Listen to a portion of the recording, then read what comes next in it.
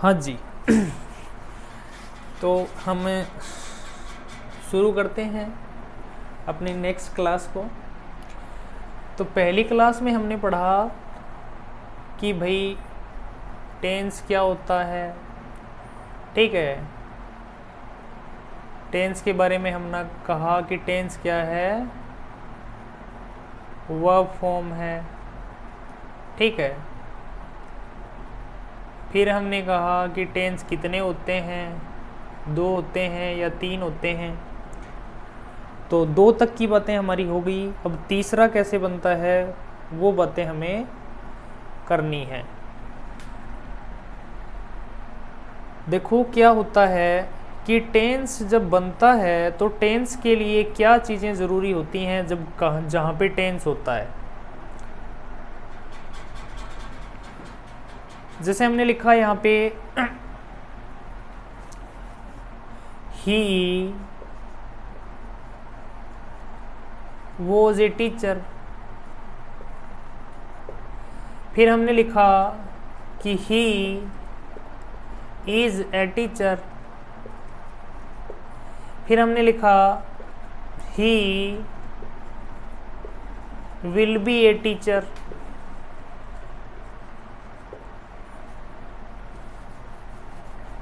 फिर हमने लिखा यहाँ पे he may be a teacher.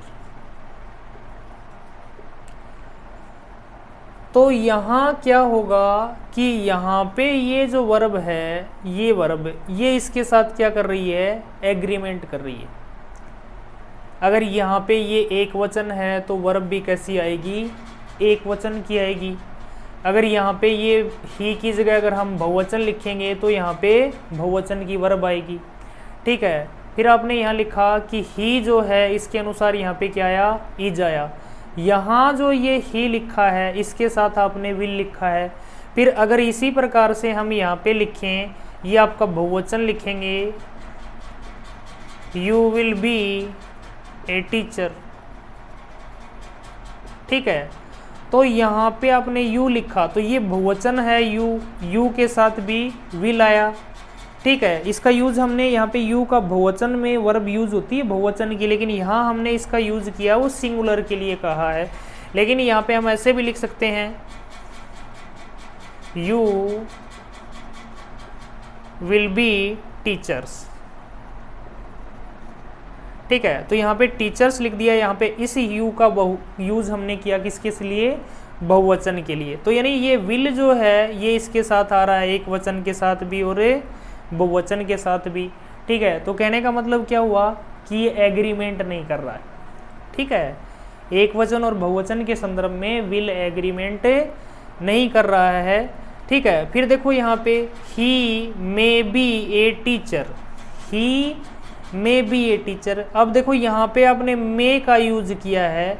अब मे में भी क्या है, टेंस तो है यहाँ पे भी, ठीक है। लेकिन अब आप लोग मे को जो वर्ब होती है, ठीक है, मे को आप लोग फ्यूचर टेंस की हेल्पिंग वर्ब नहीं मानते हैं, ठीक है। फ्यूचर टेंस की हेल्पिंग वर्ब नहीं मानते तो आप लोग शैल और विल को ही क्यों मानते हैं, शैल और विल को ही क्यों मानते हैं। तो इसके लिए जो बात होती है वो ये होती है कि भाई आपने यहाँ कहा कि ही वॉज ए टीचर। अब ये जो बात है यहाँ पे ये आदमी, ये जो चीज़ है कि वो टीचर था, ये बात कन्फर्म है, ठीक है। फिर आपने यहाँ कहा कि ही इज ए टीचर। अब ये भी क्या है, यहाँ पे टीचर है, ये बात भी कन्फर्म है। तो ये he will be a teacher, ठीक है, कि वह अध्यापक होगा, ठीक है। तो ये अध्यापक होगा। अब यहाँ ये जो बात है, ये वाली टीचर होने की बात है, वो कंफर्म है या नहीं है, ठीक है। तो क्या होता है कि शैल और विल का यूज होता है आपका, शैल और विल का यूज स्ट्रॉन्ग पॉसिबिलिटी को दिखाने के लिए होता है। किसके लिए, स्ट्रॉन्ग पॉसिबिलिटी, स्ट्रॉन्ग पॉसिबिलिटी को दिखाने के लिए, या इसको हम दूसरे शब्दों में कहें near to confirm, near to confirm. और हमने ये बात देख ली कि कन्फर्म में क्या होता है, टेंस होता है। ठीक है, कोई सेंटेंस में अगर आप लोग कोई बात को कन्फर्म बताना चाह रहे हैं, ठीक है, यानी आप क्या करना चाह रहे हैं कि वो 100% है, तो उस बात को अगर आप बताना चाह रहे हैं तो वहाँ पे टेंस होगा। ठीक है, और दूसरी बात है कि वर्ब क्या करेगी, सब्जेक्ट के साथ एग्रीमेंट करेगी। ठीक है, अगर एग्रीमेंट है और नियर टू यानी कन्फर्म है, ठीक है, नियर टू कन्फर्म और कन्फर्म यानी कन्फर्म टेंस के लिए शर्त हो गई। टेंस के लिए दो शर्तें, ठीक है, जब हम कहें कि टेंस कहाँ है तो इस टेंस के लिए दो शर्तें होंगी। पहली शर्त कौन सी होगी कि भाई एग्रीमेंट होना चाहिए, एग्रीमेंट होना चाहिए। दूसरी बात है कि यानी आप लोग इसको श्योर कहें या क्या कहें, कन्फर्म कहें। ठीक है, तो ये जो बातें हैं तो वहाँ पे टेंस है। तो यानी आपने कहा कि मे जो है इसको फ्यूचर टेंस की हेल्पिंग वर्ब क्यों नहीं माना जाता, क्योंकि ये मे जो है ये नियर टू कन्फर्म को शो नहीं कर रहा, नियर टू कन्फर्म को शो नहीं करता है, इसलिए यहाँ मे को आप लोगों ने क्या नहीं बनाया है, फ्यूचर टेंस की हेल्पिंग वर्ब नहीं बनाया है। ठीक है, तो अगर हम लोग देखें यहाँ पे कि ये जो टेंस है विल बी ए टीचर, अब इसमें सेंटेंस के अंदर फ्यूचर टेंस भी आप लोग मानते हैं, ठीक है, और इसमें फ्यूचर टाइम भी है। क्या है, फ्यूचर टाइम। ठीक है, लेकिन फ्यूचर टाइम तो मे में भी है, फ्यूचर टाइम तो मे में भी है, यहाँ इस सेंटेंस में भी फ्यूचर टाइम है, तो यहाँ इसको आप लोग फ्यूचर टेंस क्यों नहीं मानते। तो ये जो शैल और विल जो हैं ये स्ट्रॉन्ग पॉसिबिलिटी को दिखाते हैं, यानी नियर टू कन्फर्म दिखाते हैं, इसलिए शैल और विल को फ्यूचर टेंस की हेल्पिंग वर्ब मानते हुए फ्यूचर टाइम को दिखाने के लिए शैल और विल के द्वारा फ्यूचर टेंस का फॉर्मेशन होता है। ठीक है, ये बात हमने समझने की कोशिश की है। इसको दूसरे एग्जाम्पल के द्वारा अगर हम समझने की कोशिश करें, जैसे यहाँ थोड़ी सी बातें और क्लियर हो जाएगी। अभी तक जो हमने समझा है उसको थोड़ा सा क्लियर करने के लिए, अभी तक हमने एक बात समझी है कि टेंस के लिए क्या शर्त होती है कि टेंस के लिए सब्जेक्ट के साथ वर्ब का एग्रीमेंट होना चाहिए और वो श्योर या कन्फर्म को दिखाना चाहिए। दूसरी बात है कि शैल और विल के द्वारा फ्यूचर टेंस कैसे बना, अगर हमें फ्यूचर टाइम दिखाना है और वहाँ पे उसको कन्फर्म में दिखाना है, यानी नियर टू कन्फर्म अगर दिखा पाते हैं हम लोग, एकदम कन्फर्म तो नहीं दिखा पाते, लेकिन शैल और विल के द्वारा नियर टू कन्फर्म दिखाते हैं, तो नियर टू कन्फर्म दिखाने के लिए शैल और विल के द्वारा फ्यूचर टेंस का फॉर्मेशन इंग्लिश लैंग्वेज में होता है। ठीक है, इस भी बात को समझने के लिए एक नया एग्जाम्पल जो हम लोग लेते हैं वो क्या होता है, हमने कहा कि भाई your pen is in an almirah, in the almirah. ठीक है, your pen is in the almirah. फिर आपने कहा योर पेन मे बी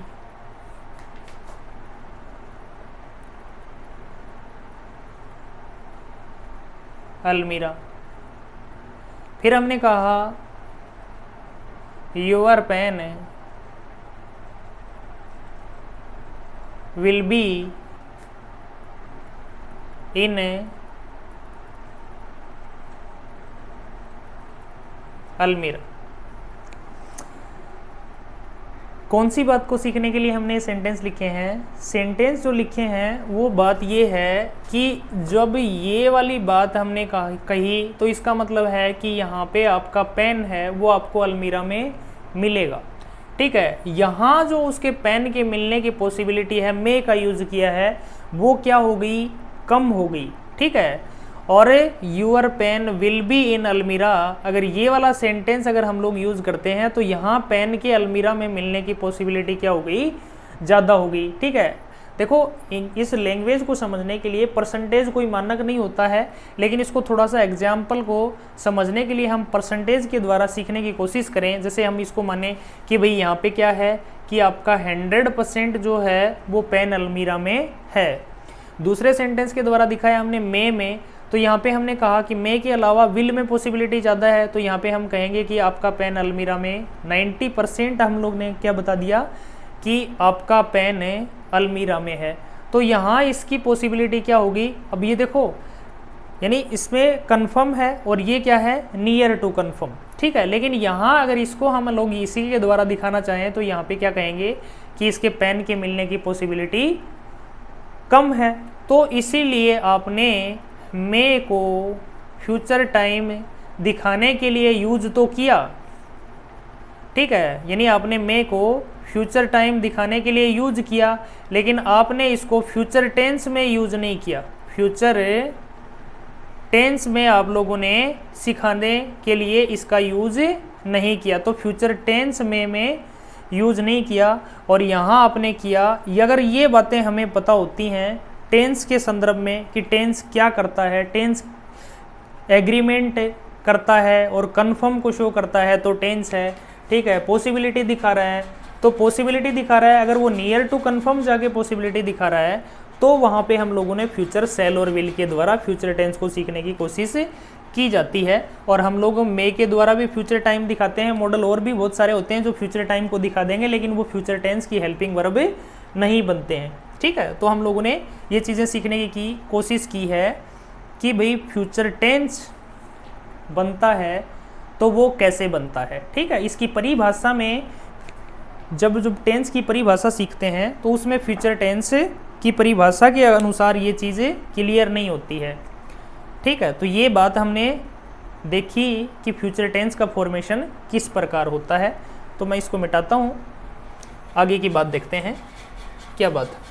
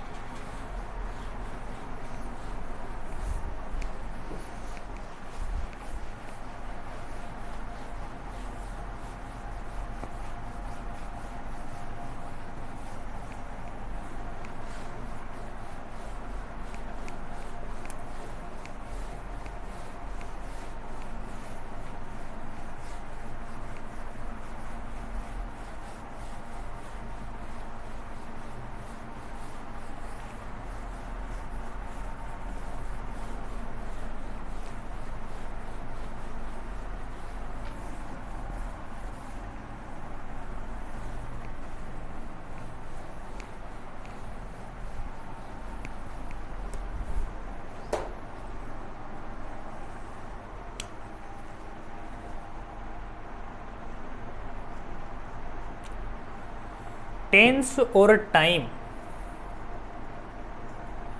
हम लोग क्या कहते हैं कि टेंस टाइम टेंस को डिसाइड करता है, लेकिन ये टेंस है ये आपके टाइम को डिसाइड नहीं करता। यानी कहने का मतलब ये हुआ कि टाइम के अनुसार टेंस का यूज होगा। तो अब हमें ये पता होना चाहिए कि ये क्या है। ठीक है, टाइम का हिंदी ट्रांसलेशन है, टाइम का हिंदी ट्रांसलेशन क्या होता है, समय होता है। ठीक है, इसको छोड़कर अगर हमें पूछा जाए कि टाइम क्या है, हिंदी ट्रांसलेशन समय है, और अगर हमने समय का अगर समझ लिया और टाइम को समझ लिया तो इसके बाद हमें क्या करना है, समय का यूज़ करना है। अब यूज़ करेंगे तो समय को, अगर टाइम को समय समझते हो तो तुम लोग इसका क्या यूज़ करोगे, भाई टाइम समय होता है। अब इसको क्या यूज़ करोगे, समय क्या होता है, समय क्या होता है। ठीक है, तो यानी टाइम जब हम लोग समझना शुरू करते हैं तो टाइम के लिए देखो क्या बातें होती हैं। टाइम के लिए बातें होती हैं कि टाइम जो है इसको दो भागों में बांटते हैं। इसको समझने के लिए इसके 4 एस्पेक्ट होते हैं टाइम के, लेकिन हम लोग जो हमारे टेंस के टॉपिक में यूज़ करते हैं उसके हिसाब से इसके चारों एस्पेक्ट्स के बारे में चर्चा करता हूँ। कि अब ये टाइम जो है एक होता है आपका स्पीकिंग टाइम,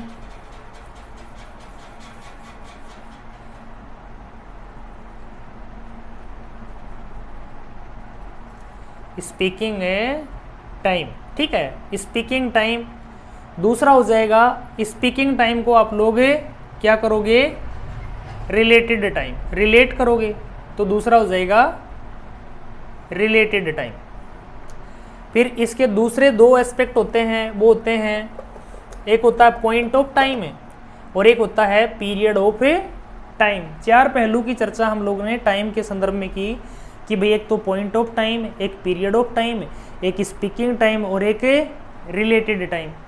बाय डिफॉल्ट जो स्पीकिंग टाइम होता है वो क्या होता है हमारा, प्रेजेंट होता है। प्रेजेंट टाइम बाय डिफॉल्ट है, स्पीकिंग टाइम जो होता है वो बाय डिफॉल्ट प्रेजेंट टाइम होता है। लेकिन रिलेटेड टाइम जो जाएगा आपका, रिलेटेड टाइम जिसको आप लोग स्पीकिंग टाइम से रिलेट करोगे, या तो वो पास्ट टाइम होगा, या तो क्या होगा हमारा पास्ट टाइम है, और या क्या होगा फ्यूचर टाइम, या तो पास्ट टाइम होगा या क्या होगा फ्यूचर टाइम होगा, ठीक है। तो यानी अब ये बातें क्लियर नहीं हुई हैं, हमने जो टाइम के संदर्भ में बातें की, speaking time, related time, past time, future time, ठीक है, कुछ समझ में नहीं आया है, इस बात को समझते हैं, कैसे समझ में आती है बातें, इसको सीखने की कोशिश करते हैं। तो यहाँ से बात शुरू होती है, देखना हमने लिखा you are were will be Sai,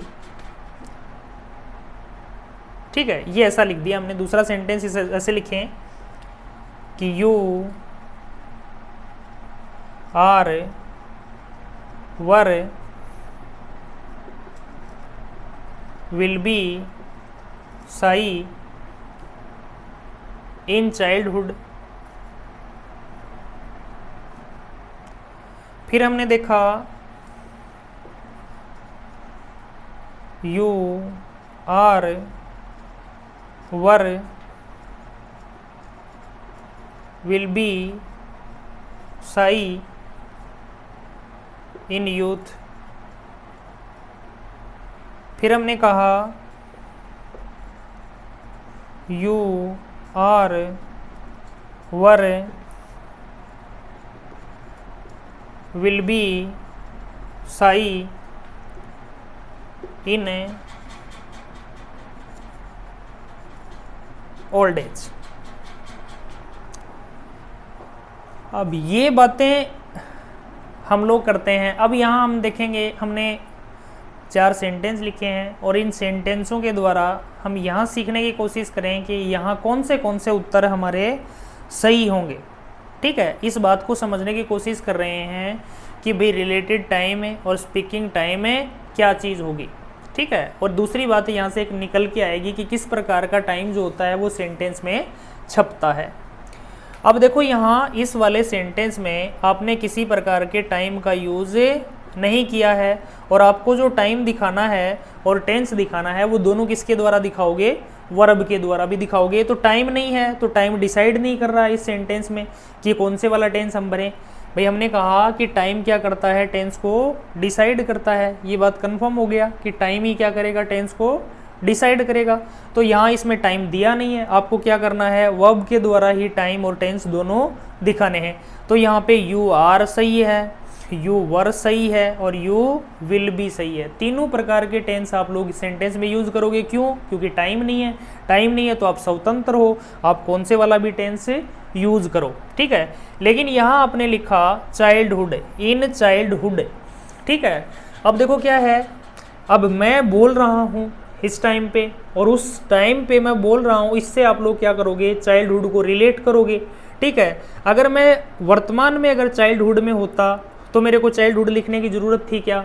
नहीं थी ज़रूरत, ठीक है। तो चाइल्डहुड की ज़रूरत नहीं थी तो मैंने नहीं लिखा होता चाइल्डहुड। लेकिन कहने का मतलब क्या हुआ, देखो हमारी जो स्टेज होती हैं लाइफ की, इनको हम लोगे चाइल्डहुड में,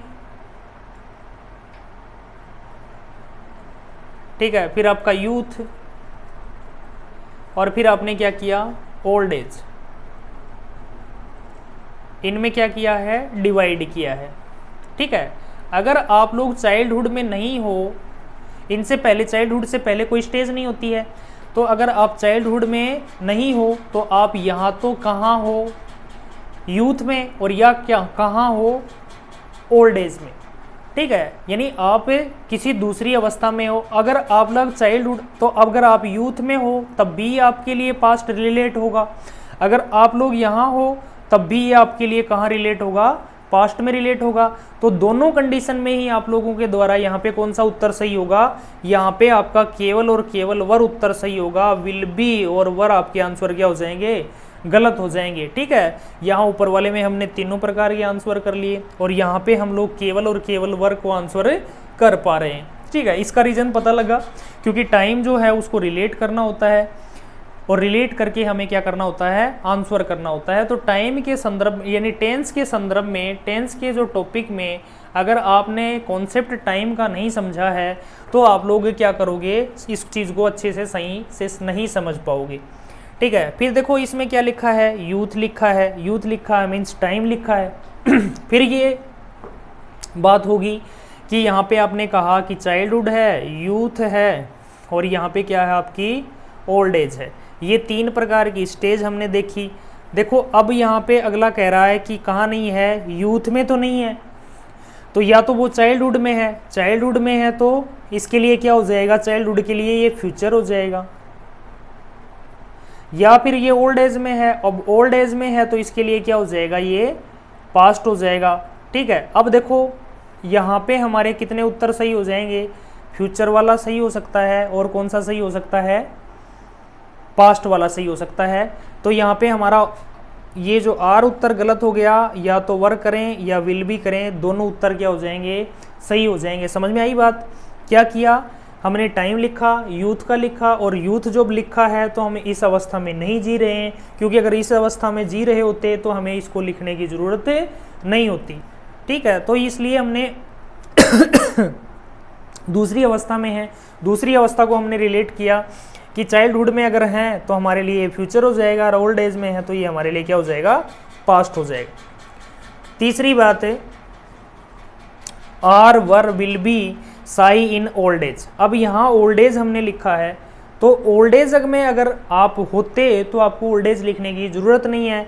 तो आप जैसे चाइल्डहुड में हो या यूथ में हो और या कहाँ ओल्ड एज आपने लिखा हुआ है, तो यहाँ पे हमने क्या किया कि ये वाली जो बात है, तो यहाँ अगर चाइल्डहुड में हो तब भी आपके लिए ये फ्यूचर है, और यूथ में हो तब भी ओल्ड एज आपके लिए क्या है, फ्यूचर है। इसके अंदर क्या होगा, केवल और केवल आपका विल भी उत्तर सही होगा और आपके आर और वर क्या हो जाएंगे, गलत हो जाएंगे।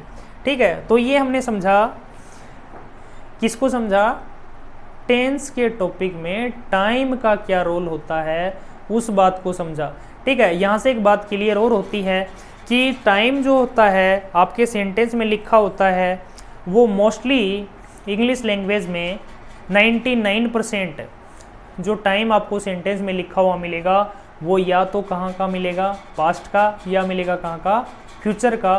प्रेजेंट टाइम सेंटेंस में बहुत कम ही लिखा जाता है, क्योंकि प्रेजेंट टाइम बाय डिफ़ॉल्ट समझा जाता है।